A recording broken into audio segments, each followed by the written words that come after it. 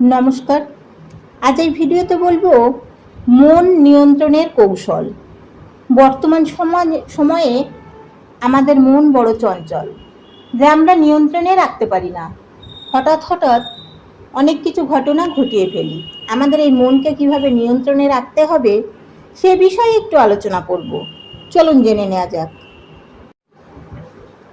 নিজের মনকে জানার আগে প্রথমে জানতে হবে আমি কে। আমি এই দেহটি কি আমি? এই চুলই কি আমি? এই হাতটি কি আমি? এই কোটিটি কি আমি? এই নাকটি কি আমি? আমি কে? আমি কে জানতে পারলে তাহলে আমাদের মনকে আমরা জানতে পারবো। সবচেয়ে বড় সমস্যা হচ্ছে পরিচয় নিয়ে। আমি কি? আমি কি এই দেহ, মন, বুদ্ধি অথবা মাথা বা নাক? যদি কেউ নিজের প্রকৃত পরিচয় খুঁজে বের করতে পারে তাহলেই কেবল সে নিরবিচ্ছিন্ন সুখ লাভের লক্ষ্যে কাজ করতে পারে। আমার এই দেহ নন, আমরা শুদ্ধ চিন্ময় আত্মা। আত্মার অস্তিত্ব কোনো তথাকথিত ধর্ম অনুসরণকারীদের অন্ধবিশ্বাসের ভিত্তিতে নয়। যা কিছু লোক ভুলভাবে চিন্তা করে থাকে একটা উপলব্ধি বিজ্ঞান ও যুক্তি সম্মতভাবে প্রমাণ করা যায়। একবার একজন বিজ্ঞানী একটি দেহ নিয়ে সেই দেহটির সমস্ত রাসায়নিক পদার্থকে পৃথক করে তার বাজার মূল্য যাচাই করে রিপোর্ট দিলেন যে এই দেহটির দাম এই।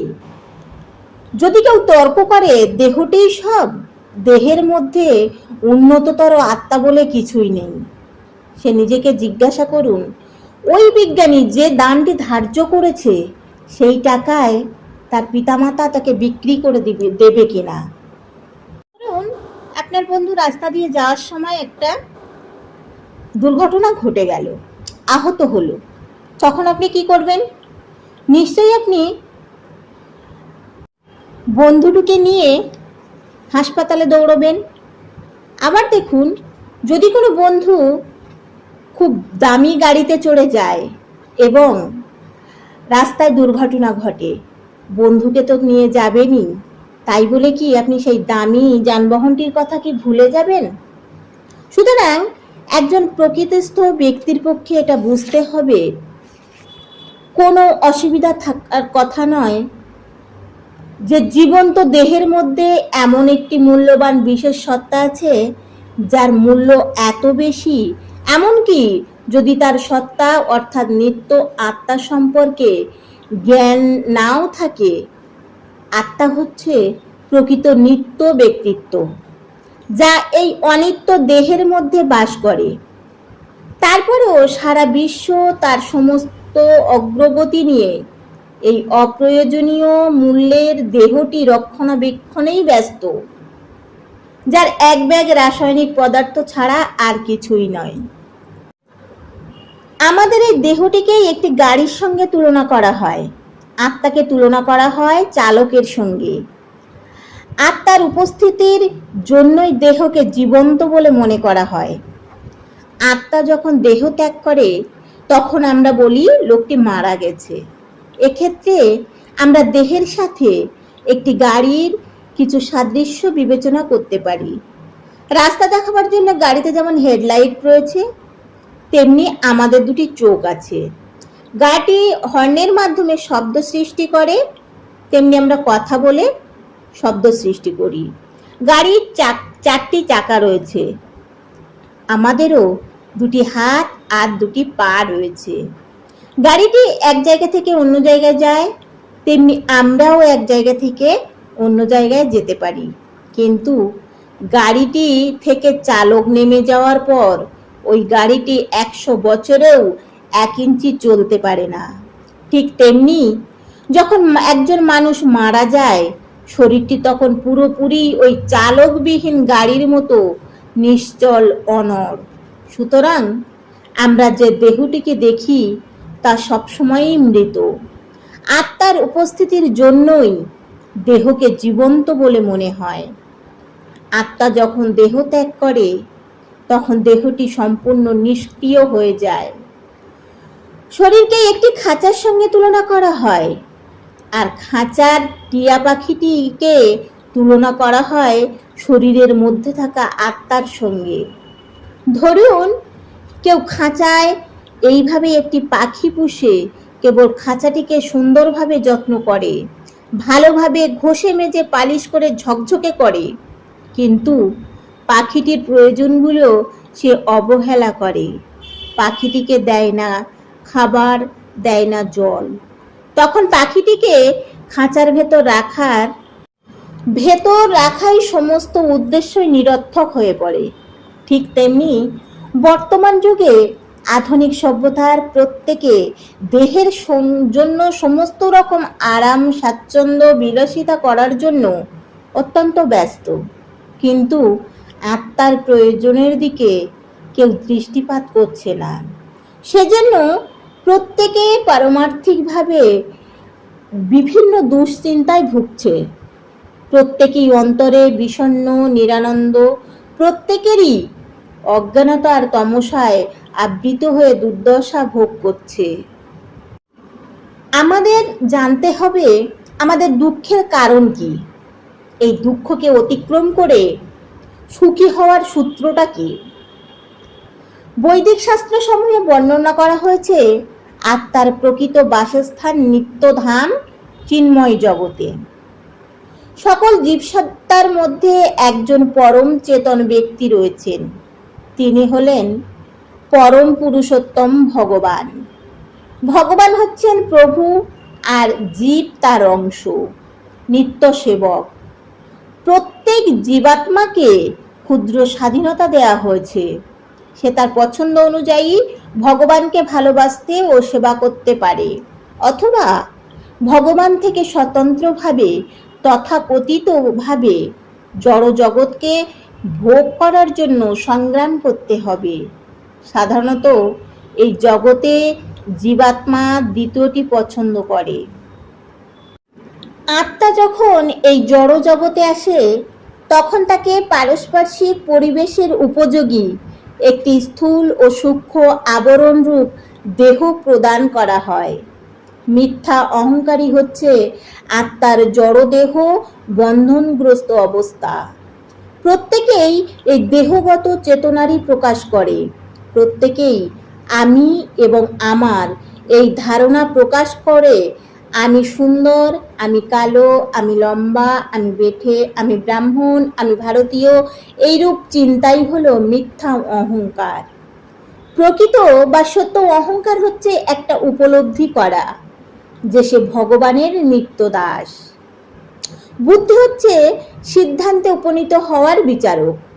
বুদ্ধির দ্বারা ভালো মন্দ বিচার করে মনকে উপযুক্ত নির্দেশ প্রদান করা, কি করা হবে এবং কি করা উচিত নয়। মন হচ্ছে সমস্ত ইন্দ্রিয়ের কার্যকলাপের কেন্দ্র এবং সমস্ত ইন্দ্রিয় ভোগের ধারণাসমূহ সেখানে জমা থাকে। মন হচ্ছে চিন্তা, অপূর্ণ ইচ্ছা এবং পূর্ব অভিজ্ঞতার সংগ্রহশালা। মনের কাজ হলো চিন্তা, অনুভূতি এবং ইচ্ছা। মন হচ্ছে সমস্ত জ্ঞানেন্দ্রিয় সমূহ, যেমন চোখ, কান, নাক, জিহ্বা এবং ত্বক, এর সাধারণ কেন্দ্রস্থল। ইন্দ্রিয় সমূহ বহির্জাত কার্যকলাপে সরাসরি যুক্ত। জ্ঞানেন্দ্রিয়গুলি যেমন চক্ষু, কর্ণ, নাসিকা ও জিহ্বা, ত্বক তথ্য সংগ্রহ করে, আর দেহটি তখন কর্মেন্দ্রিয়গুলির বাক, পা, হাত, বায়ু এবং উপস্থ সাহায্য কাজ করে। দেহের এই কার্যকলাপ সবসময় 5টি বিষয়ের সঙ্গে সম্পর্কিত। এগুলো হলো রূপ, গন্ধ, শব্দ, রস এবং স্পর্শ।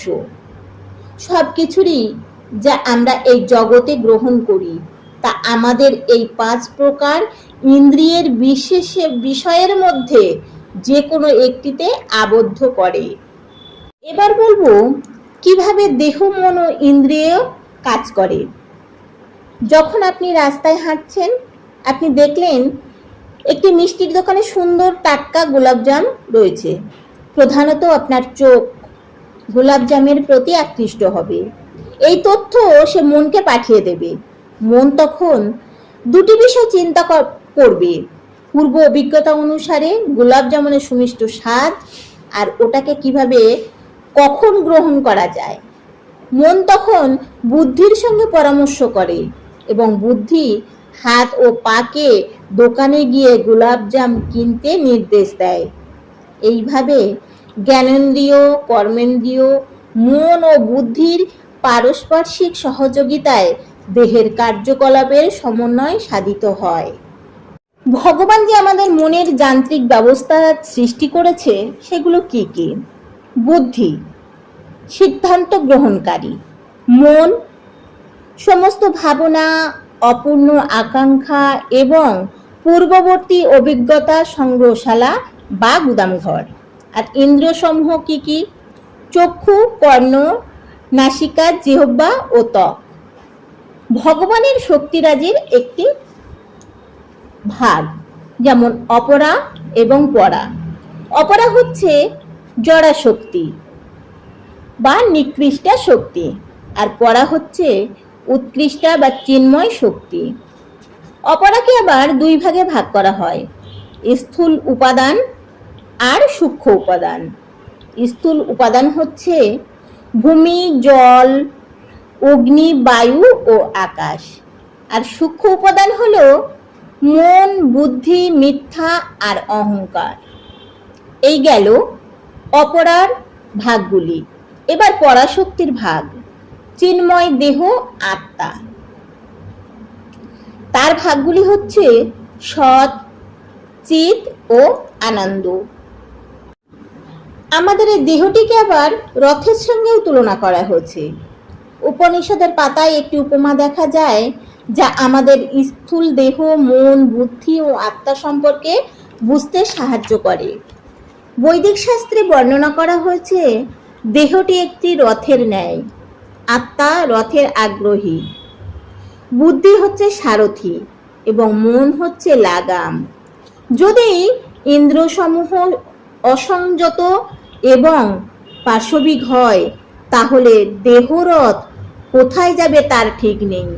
যদি বুদ্ধি বা সারথি খুব শক্তিশালী এবং দৃঢ় প্রতিজ্ঞ হয় তাহলে সে মনকে নিয়ন্ত্রণ করতে পারে এবং ফলস্বরূপ ইন্দ্রিয়গুলিকে বা যেগুলি আমাদেরকে ঘোড়া বলা হয় শরীরের সমস্ত এবং শৃঙ্খলা পরায়ণ করা যায়, এদেরকে সংযত রাখা সক্ষম। তাই এই দেহ আত্মার এই ব্যবস্থাপনায় যথার্থ উদ্দেশ্য পূরণ হতে পারে যদি ইন্দ্রিয়সমূহ সংযত হয়। সুতরাং আমরা বুঝতে পারি যে যদিও মন প্রধান ভূমিকা নেয় তবুও বুদ্ধি তারও উপরে, যা সিদ্ধান্ত নিতেও পারে। বুদ্ধির ঊর্ধ্বে হচ্ছে আত্মা। ভগবদ্গীতায় বর্ণনা করা হয়েছে স্থূল জড় পদার্থের থেকে চক্ষু, কর্ণ আদি ইন্দ্রিয়সমূহ শ্রেষ্ঠ। ইন্দ্রিয়ের থেকে মন আরো শক্তিশালী, মনের থেকে বুদ্ধি। আত্মার প্রকৃতি হচ্ছে সৎ, চিত, আনন্দ, অর্থাৎ আত্মা হলো শাশ্বত, জ্ঞানময় ও আনন্দময়। অপরপক্ষে দেহ অস্থায়ী, অজ্ঞানময় এবং দুর্দশাপূর্ণ। দেহ ও আত্মা এই দুইয়ের বিপরীতধর্মী অবস্থা। জীব তার নিত্য আনন্দময় পরিবেশে সুখী হওয়ার কথা, সে কখনোই অনিত্য দুর্দশাময় দেহে সুখ লাভ করতে পারে না। জীবাত্মাকে পুনঃ পুনঃ জন্ম, বার্ধক্য, রোগ এবং মৃত্যুর মধ্য দিয়ে এক দেহ থেকে অন্য দেহে ঘুরে বেড়াতে হয়। তাই শঙ্করাচার্য বলেছেন, পুনরপি জনমং পুনরপি মরণং পুনরপি জননী জঠরে শয়নম। ইহ সংসারে বহু দুষ্টরে কৃপায় পরে পাই মুরারে। হে মুরারি, ভগবান শ্রীকৃষ্ণ, আমি বারবার জন্ম মৃত্যুর তরঙ্গে নিক্ষিপ্ত হচ্ছি। আমি বারবার জন্মগ্রহণ করতে এবং বারবার মৃত্যুবরণ করতে বাধ্য হচ্ছি। এভাবে আমি লক্ষ লক্ষ মাতৃ জঠরে পরিভ্রমণ করে আসছি। আপনি অনুগ্রহ করে আমার প্রতি কৃপা বর্ষণ করুন, যাতে এই দুর্দশাপূর্ণ অবস্থা থেকে নিস্তার লাভ করতে পারি। এইভাবে জীবাত্মাকে তার পূর্বকৃত কর্ম ও বাসনা অনুসারে কখনো কখনো কুকুরের দেহ গ্রহণ করানোর মাধ্যমে দণ্ড দেয়া হয়, অথবা মানব দেহ দেওয়ার মাধ্যমে আশীর্বাদ করা হয়। এই জন্ম মৃত্যুর চক্র ঠিক একটা নাগরদোলার মতো। সেখানে আপনি কখনো একেবারে উঁচুতে এবং কখনো একেবারে নিচে নেমে আসেন। অনুরূপভাবে আত্মায় এক দেহ থেকে অন্য দেহে ঘুরে যতক্ষণ না সে পূর্ণরূপে কুলুষমুক্ত হয়ে ভগবানের শরণাগত ভক্ত হয়। হরে কৃষ্ণ, হরে কৃষ্ণ।